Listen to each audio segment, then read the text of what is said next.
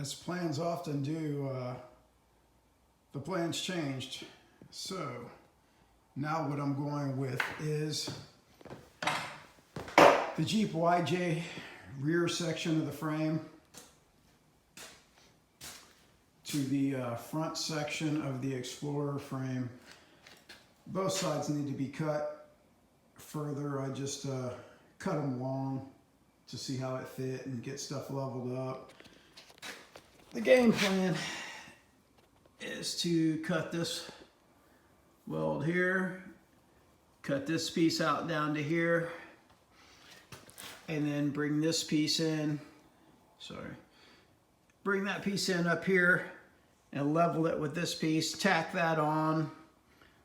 I'm going to cut the bottom of this a little bit so I can bend this in and weld it up to here, plate that, plate the back side, and then this is a temporary cross beam that I just put in just to keep the frame from spreading apart. Welded that one in too. So once this is welded together, I'll put in a permanent cross brace, and then I'm going to run parallel beams here too. So that'll help support the frame where it's been cut and welded together. I don't have to worry about exhaust because all my exhaust is going to be up front with the turbo. Nothing's going to run back here, so I don't really have to accommodate anything for that. But as of tonight, this is the game plan, and I think this is what I'm doing here. It makes the most sense. I don't have to cut up the tub. I can still run my fuel cell and drop it in there. All my body mounts will be the same except for the two in the front that I'll fix up. So here we go. I'm gonna start working on some cuts.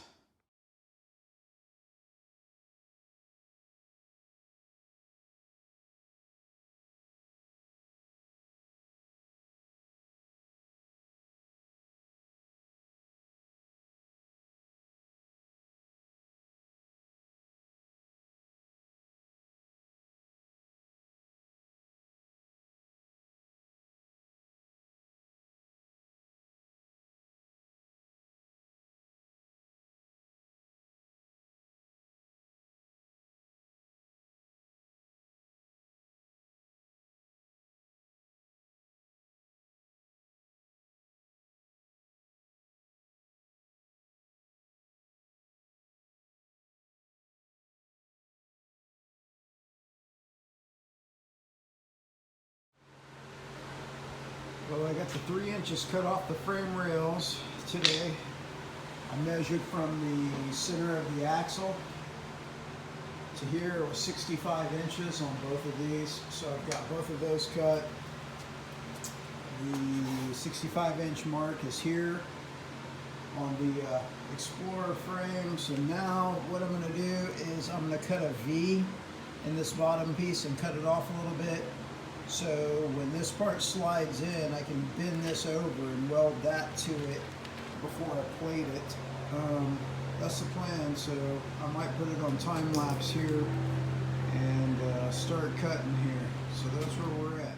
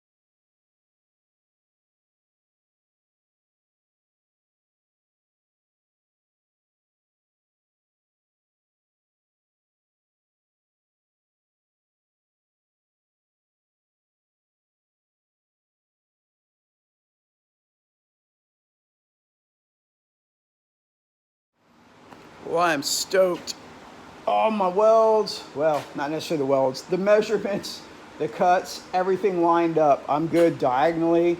I'm good front to back. So as far as I can tell, everything is straight.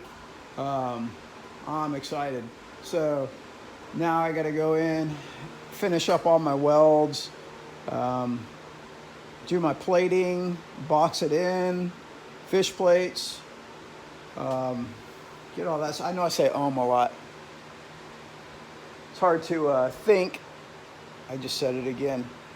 Work and video all at the same time. Really respect all the guys on YouTube that do this all the time and every day. It's tough to add another step in the process of doing this, along with building, measuring, figuring it out, and then editing, talking, and all of that. It's hard. It's hard stuff. So I'm getting back to it, going back to time lapse. I'm going to throw some more monkey ball welds on there and get this thing all welded up.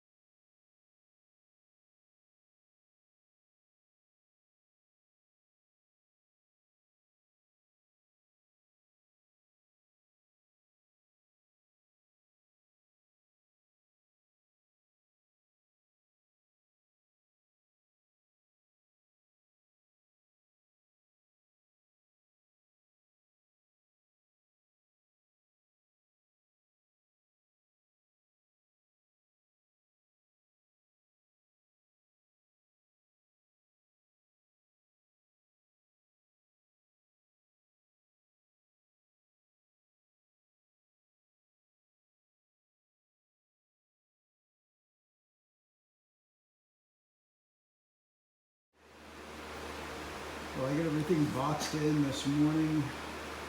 The only thing left, other than running the braces, is I'm going to do a small fish plate on the outside and on the inside of both of those. And I don't know if it's going to do anything or not, but it'll give me a little peace of mind, so I'll do that. Then I'm going to start brushing off the rust and do some 415 on here, get this chassis cleaned up, and get ready to set the body back on.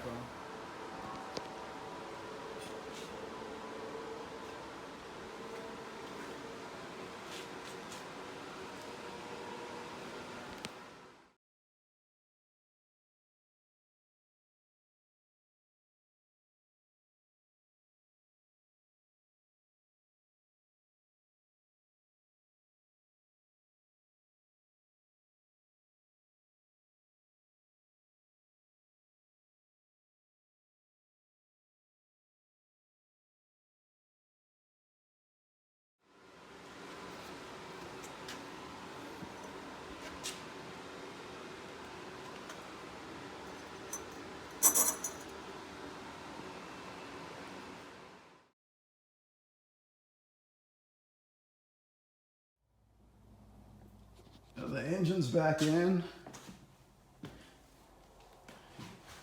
The new cross brace between the torsion bars is welded up. I've got some pictures of that.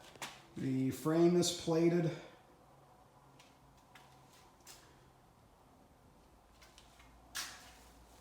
Motor mounts are welded on fully. Everything's sitting where it's going to. I'm still going to make a transmission brace this week. I've got to cut front frame rails off. They're going to end up being somewhere over here, and I'll weld in a cross piece there. Kind of like, well, you can't see it, it's under all my shit. Getting closer.